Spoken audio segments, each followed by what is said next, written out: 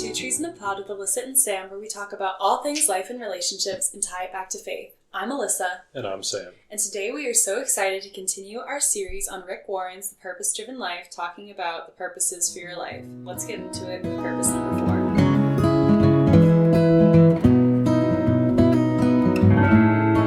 Welcome back, friends. We are on 4 out of 5 episodes of the Purpose-Driven Life series. How are we feeling? We're feeling fantastic. We're on the back half of this series, and it just gets better every episode. You know, something we always end up saying when we're recording is, sorry, we don't have a lot of energy right now. But right now, I actually feel kind of energized. We are ready. We both just got off the workday full of energy, so expect a different vibe episode in a good way.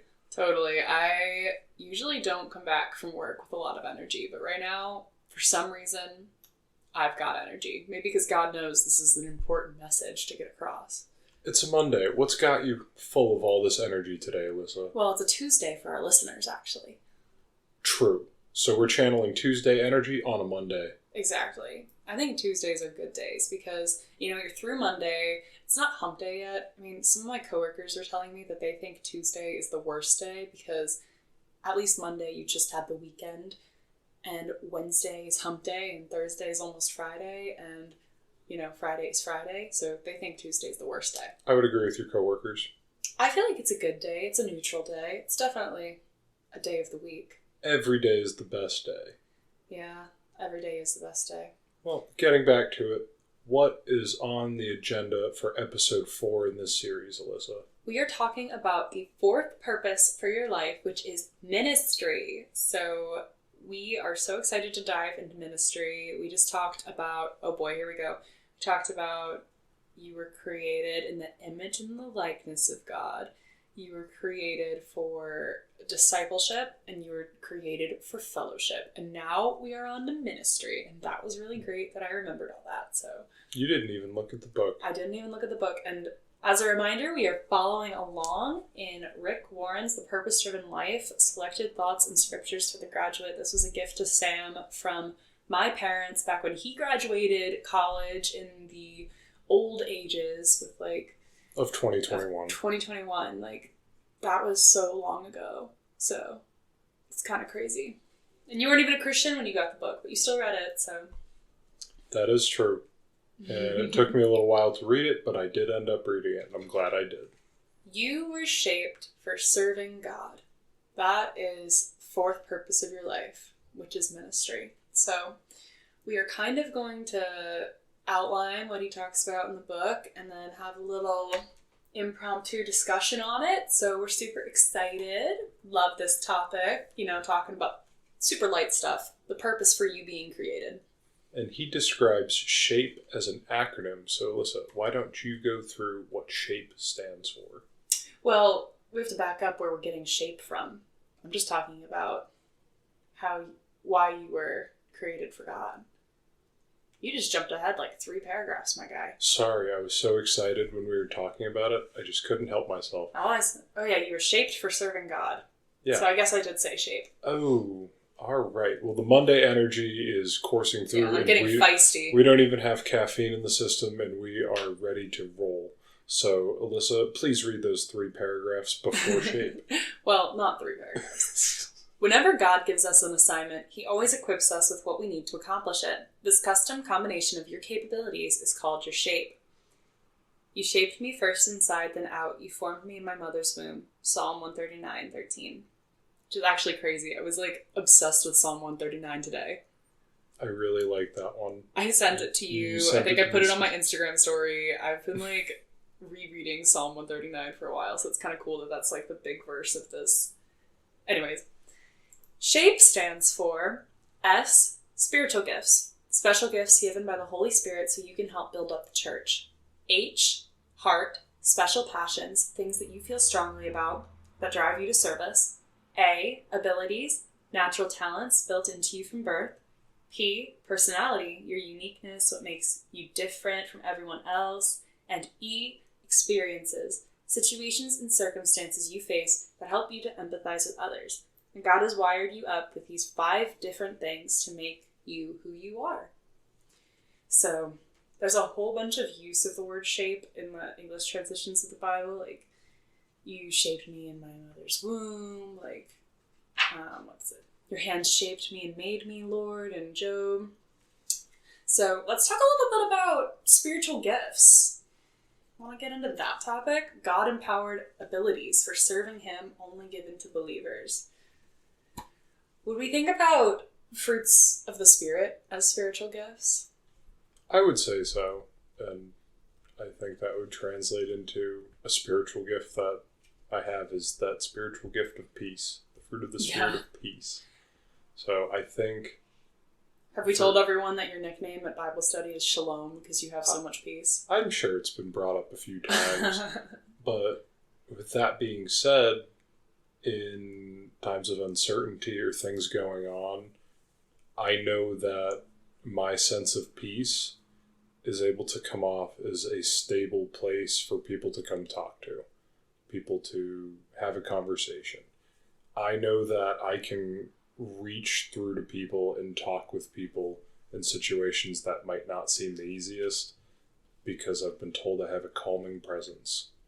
Is it the calmingness of your voice? Yeah, I think my monotone voice really levels out the conversation pretty well. Yeah. Well, there's a really cool verse in Romans that I think is worth reading when we're talking about spiritual gifts. So I'm going to go ahead and do that. We've got Romans 12, verses 6 through 8. We have different gifts, according to the grace given us. If a man's gift is prophesying, let him use it as a proportion in his faith. If it is serving, let him serve.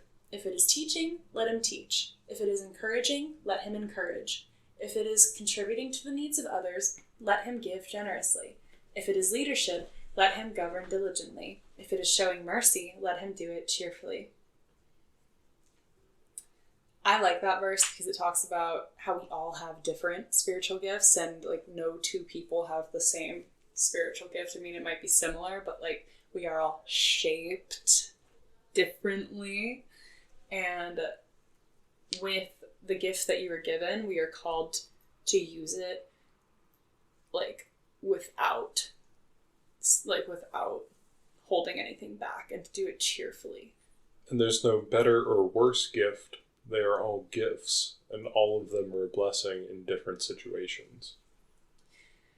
The verse that I like, I can't think of where it is in the Bible off the top of my head, but that talks about members of the body and how the hand has different uses from the foot, but like your foot would be no good as a hand and your hand would be no good as a foot and we're all members of the one body that is Christ. Some of us are the hand, some of us are the foot, some of us are the nose.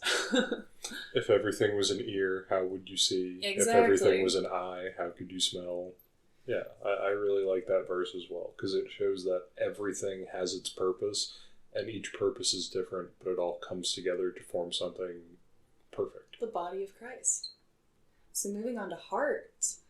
Your heart represents the source of all your motivations, what you love to do, and what you care about most. Another word for heart is passion. Don't ignore your interests. Consider how they might be used for God's glory. There is a reason that you love to do the things that you love to do. So I'll share 3 verses about the heart. We've got Proverbs 27:19. As a face is reflected in water, so the heart reflects the person. Any thoughts on that one? I think that's nice because it shows truly who you are as a person with what you enjoy doing, what you like doing, and your action. The phrase actions speak louder than words comes to mind because your actions show the desire of your heart and what you want. Yeah. And then we've got a short one but a good one. 1 Samuel 12:20. Serve the Lord with all your heart. So all those passions that you have, bring them to God and serve with them because He's shaped you. I keep using that word. He's shaped you that way and for those purposes. And then above all else, guard your heart, for it is the wellspring of life. Proverbs 4:23. I like how they use the word spring because they refer to Jesus as the fountain. Living water. The living water. There's a lot of references to it. Baptism's water. And notice a spring, a fountain, those don't move. When people come to a fountain, they go to the fountain. The fountain does not come to them. So when you're displaying these fruits of the Spirit, when you're truly living in your spiritual gifts and pursuing in your heart what you know is right, and you do it with a Christ-like mind, people are attracted to it, people come to it, and it will rub off and show to other people. That is where your spiritual gifts are and where your heart is. We talked about fruits of the Spirit in the same type of line. Like, why are fruits of the Spirit called fruits of the Spirit? What attracts things to a tree? It's fruits. It's things that it's outreaching. It's producing. And that's why they're called fruits of the Spirit, because what attracts a person to another person is the fruits of the Spirit, is their kindness, it's their generosity, it's their patience, it's their peace. If you hear a lot of background noise, our little kitty cat Gravy just keeps jumping up and down the couch because he can't settle down, but I think he might have found a spot very close to the microphone and he's purring. So I don't know if you can hear that, but it's kind of cute, little ASMR. Episode 4, Gravy purring ASMR with spiritual gifts. Yes, Gravy's take on spiritual gifts. Gravy's version. Abilities, going on to the A in shape. Your abilities are the natural talents you were born with. What you are able to do, God wants you to do. No one else can play your role because they don't have the unique shape that God has given you. Romans 12:6 says, our abilities come from God. God has given each of us the ability to do certain things well. And then 1 Corinthians 12:6 says, there are different abilities to perform service, but the same God gives ability to all for their particular service. So some people are really naturally good at things, like singing. I look at the worship team and when we go home to CC Delco and that one girl's up there singing who sounds like Lauren Daigle, but better. No offense, Lauren Daigle. I just didn't think anyone can sing better than her. I'm like, oh my God, that is such an obvious display of a spiritual gift because she just has this beautiful singing voice that makes me feel like angels are singing to me. And it's so easy to worship when I hear such beautiful, natural talent like that. I don't know. It's just a very black and white depiction of God's abilities in a person. Or a pastor who it just seems to flow so well through every single sermon, and they're given that gift of speech and their way of leading the congregation and just... Leadership is definitely a natural ability. Some people are natural born leaders. Yep. That's exactly what came to mind. Or athleticism. I mean, I think all the pro athletes, it's definitely a lot of hard work too, but you are most often blessed with natural athleticism. I think there's a statistic about perfect vision in professional athletes. It's over 90% of professional athletes have way beyond perfect vision. It's super advanced vision. There's certain qualities that make a professional athlete more inclined to be successful. You can even whittle it down to the year you were, or to the month you were born too. Yeah. But those athletes gain a platform. They're natural born leaders because of the position that their athletic talents have put them in. Or maybe not their natural born leaders, maybe they're forced into leadership because of their athletic talents. But God gave them that athleticism. God gave them, he wrote their story. And you see athletes, who's the athlete you really like? Is it J.J. Watt? J.J. Watt, yeah, and he's able to speak on the faith. I think so. I just know I'm actually not sure what his faith background is, but Who's the athlete with the John 3:16 on his? Oh, that was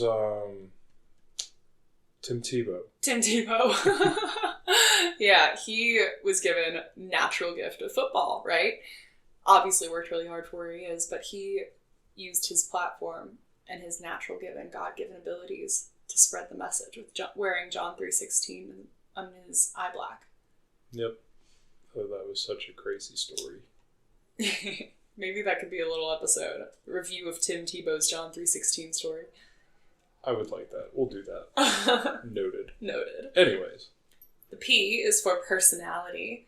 God created each of us with a unique combination of personality traits. There is no right or wrong temperament for ministry. We need all kinds of personalities to balance the church and give it flavor. God works through different people in different ways, but it is the same God who achieves his purpose through them all. 1 Corinthians 12:6, which I just read, but I'm reading it again because it's relevant. Have you ever, met someone who's so polar opposite your personality and you're just kind of, taken aback by it? Yeah, you're way more energetic than me, and that immediately caught me off. I'm like, oh, this is great. This will bring me up from my baseline of just at peace. Okay, we can use this as an example, because I feel like meeting you, I felt like we're very similar, but there are a lot of ways that we are different. I can get so hyped up about things, and you're just staring at me, blinking in slow motion, okay. I think this is a great picture of us on a roller coaster, and you are screaming at the top of your lungs with a lot of energy. Happy screaming. I wasn't scared. Yeah, Don't tell people I'm scared of roller coasters. I love roller coasters. And I'm just sitting there with a happy smile. Not too much emotion. It's a soft smile. Yeah, not too much emotion, but I'm having a good time. Yeah, that's definitely pretty funny. I feel like I've met people who are super, super, quiet before, too. And then I, want them to be louder with me, to talk more with me. But that's not how God designed them. God probably designed them to be better listeners. And there's a whole lot of value in that, too. Not everyone has to be high energy loud like I am, just because that's how God made me. And not everyone has to be super shalom and peaceful. I'm sure everyone wants to be, Sam, but like you. Experiences, to the E in shape. So this is a bit bigger of a topic. Experiences are one of the most important things that God uses to shape you for service. There are 5 kinds of experiences God uses. Family experiences, interactions with parents, children, spouses, and anyone you call family. Vocational experiences, everything you learn on the job, from skills to getting along with others. Educational experiences, times of learning throughout your life, from elementary school to continuing discovery as an adult. Spiritual experiences, those special moments of incredible closeness with God when you discover something new about who he is and who you are in him. Most important of all, painful experiences, disappointments, hurts, and sorrows that cause you to lean heavily on God and that develop empathy in your heart for the hurts of others. Painful experiences are hard to withstand, hard to understand. We ask God, why me? Yeah, I think I can speak pretty well to that one. Would you like to? Always. I mean, having lost my dad 3 years ago, that was almost 4 years ago. That's about as hard as it gets. I was 21 years old, going through a lot. And I didn't have a faith background. So I'm going through this period of change in my life, going into my senior year of college, not the healthiest habits, no faith life, and then I just have the biggest shock to my entire world. So there were a lot of things going on, and those experiences made me who I am today.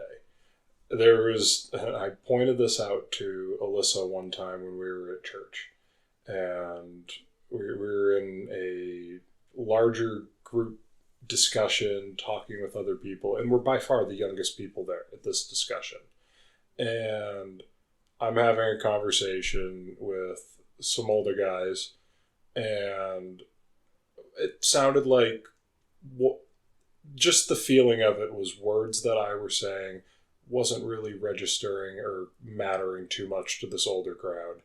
And in that conversation, I had brought up that my dad passed years ago, and I noticed the entire mood shift when that happened. I had a group of 50, 60-year-olds who immediately had all their attention focused on me.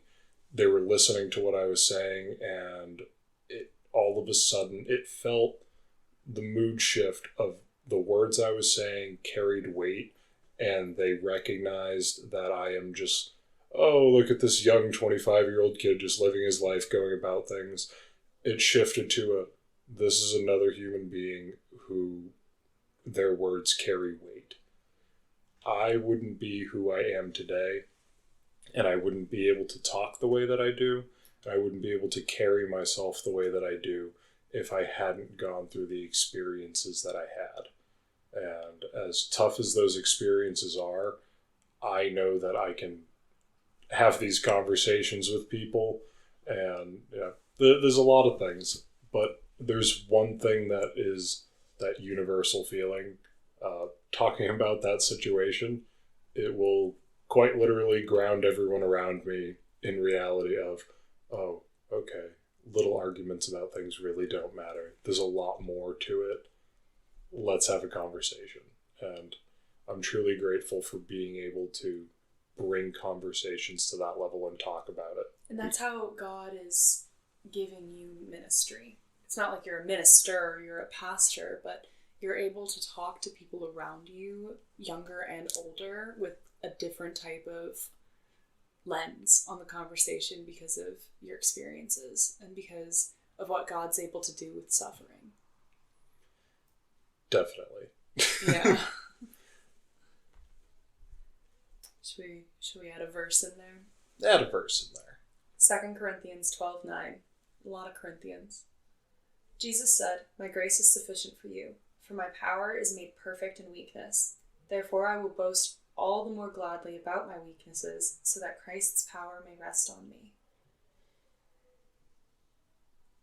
God doesn't just use our strengths, because that would be easy, right? It would be easy for God to be like, oh, they're good at basketball, but give them a basketball platform and an NBA, I was going to say NFL, an NBA contract, right? Or she's great at singing, let's give her a platform, whether it's a medium scale at a big church or a large scale like Lauren Daigle, or elevation worship.